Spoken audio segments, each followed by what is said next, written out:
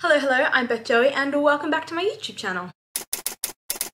If you're new here, welcome. This is a channel where I paint my face, turn my camera on and talk about some books. As part of the many half-year videos that I am doing a little bit later than intended, I thought it might be a bit of fun to go through some of the series that I want to finish before the end of 2022, knowing full well 99% of these are probably not going to be finished, but these at least are my goals, and it's good to set goals, right? There are a fair few books to get through and a fair few series to get through, so I don't want to dilly-dally or dawdle, but before I get started, I do want to know what series you guys are hoping to finish before the end of 2022. Come and chat to me in the comments down below. I do my best to reply to every single comment, and I love chatting to you guys. The first series that I want to finish by the end of 2022 is the Throne of Glass series by Sarah J Maas, and I don't actually own the full series, so I'm just going to show you the one that I'm up to, which I got from the library, and if I like the series, maybe I'll buy it. Come and convince me in the comments down below. The Throne of Glass series revolves around Selena Sardothian, who is an infamous assassin in the land of Aurelia, and she, at the beginning of the series, is in a prison camp called Endovia. She's been there for about a year, being tortured essentially by the guards, when Prince Dorian and the captain of the guards by the name of Kale Westfall come to the prison camp and give her the opportunity of a lifetime where she can enter a competition to become the king's champion and earn her way to freedom. She of course takes them up on the opportunity and makes her way to Rifthold, where she quickly finds out that keeping her identity a secret is not the only danger that is at play, because all of her competitors start mysteriously dying. The rest of the series follows on from there and the result of that competition and the various other elements of her identity, which are kept secret. If you know, you know. I'm enjoying it so far. I'm hoping to finish it before the end of the year as part of my Sarah J Maas reread, but we'll see. The next series that I want to finish before the end of 2022 is the Folk of the Air series, starting with The Cruel Prince by Holly Black. This is a book that I read in Realmathon. I'll link the video where I talk about it in more detail up above and down below for you to go and check out. It is a fairly old video, I will admit, but the Folk of the Air series, or The Cruel Prince, revolves around a girl by the name of Jude, who has been taken in and adopted by the fairies that killed her parents and orphaned her and her sister. Jude soon realizes that in order to survive in the fairy land as a human, she needs to be even more cunning than the fae themselves. But the stairway to power is fraught with shadows and betrayal, and looming over all of that is the sort of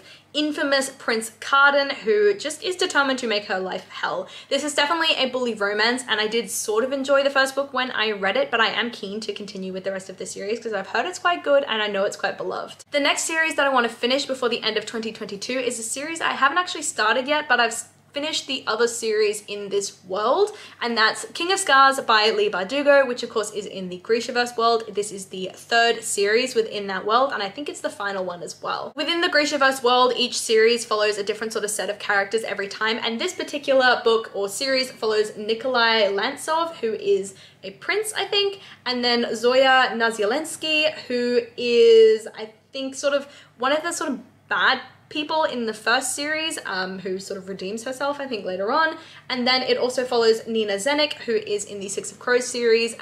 She obviously suffered a massive loss in that series, so she takes part in this one. As for what it's about, I don't actually know, so I'm just going to read you the blurb, and it says, "Face your demons or feed them. The people of Ravka don't know what Nikolai Lantsov endured in their bloody civil war, and he intends to keep it that way. Yet each day, a dark magic in him grows stronger, threatening to destroy all he has built. Zoya Nazialensky has devoted her life to rebuilding the Grisha army. Despite their magical gifts, Zoya knows the Grisha cannot survive without Ravka as a place of sanctuary, and she will stop at nothing to help Nikolai secure the throne. Far north, Nina Zenik wages her own kind of war against the people who would see the Grisha destroyed. Burdened by grief and a terrifying power, Nina must face her past to have any hope of defeating the dangers that await her. Ravka's king, Ravka's general, Ravka's spy. They will risk everything to save a broken nation, but some secrets aren't meant to stay buried and some wounds aren't meant to heal." So I think, yeah, this is the final sort of series in this world. I'm super excited to finally finish it out with this and Rule of Wolves, so hopefully I enjoy them. Next up, we have The Inheritance Games by Jennifer Lynn Barnes, and the third and final book in this trilogy comes out soon. I am so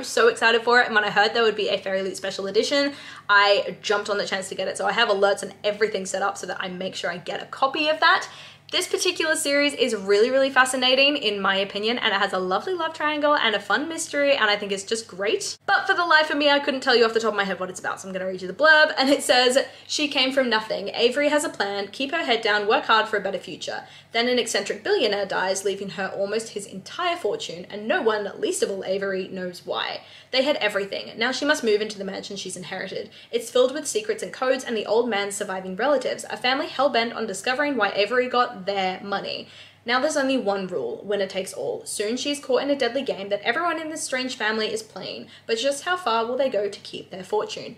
This is a super fun series, but I'm waiting to read the second and third books until the third one comes out, and then I'm going to do a vlog around it. If that's something you guys would be interested in, do let me know in the comments down below. Next up, we have The Kiss Quotient by Helen Hoang. This is a trilogy with The Kiss Quotient, then The Bride Test, and then The Heart Principle. I have read the first 2 books, but I haven't read the third one because frankly, I'm terrified because I know it's more contemporary than romance, and what I loved about these first 2 was that they're very romance, very spicy, very fun. Each of the books follow a different character or a different couple, so they're definitely stories within themselves. This first one follows Stella Lane and Michael. Stella, who is a wealthy and successful woman who has Asperger's, and she is perfectly content with her life until one day her mother starts to plant the idea in her head that she has to settle down, get married, have children. So Stella decides she's going to hire Michael, who is a male escort, to teach her how to be the perfect girlfriend, how to satisfy a man, all those sorts of things. And he teaches her, I think, some really important lessons around loving yourself and being true to yourself and not putting on some facade to impress someone else. The Bride Test follows a very different situation where a meddling mother decides that her son needs to settle down. I believe he's autistic, and so she hires essentially a bride to come from Vietnam to move in with him and seduce him. Obviously, this is a forced proximity situation. It's a bit of fun, but then there's also this really beautiful like storyline of, again, being true to who you are, don't put on a facade for someone else, and giving love a chance even if you believe you can't feel anything. Then we've got The Heart Principle by Helen Hoang, which follows the sort of resident bad boy, I think, in this first book, or at least he's a bit of a playboy. Anyway, he's a lot of fun, and he meets a violinist who I think went viral, and she's been dealing with some grief, he's been dealing with some grief, and I think they help each other through it. I don't know a ton about this book.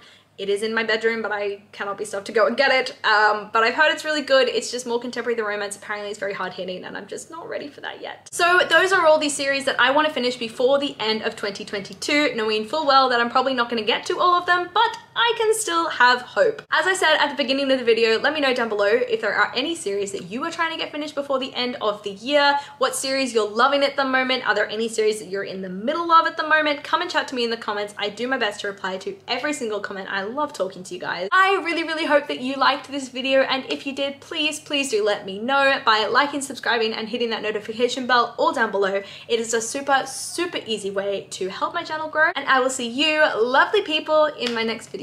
Bye!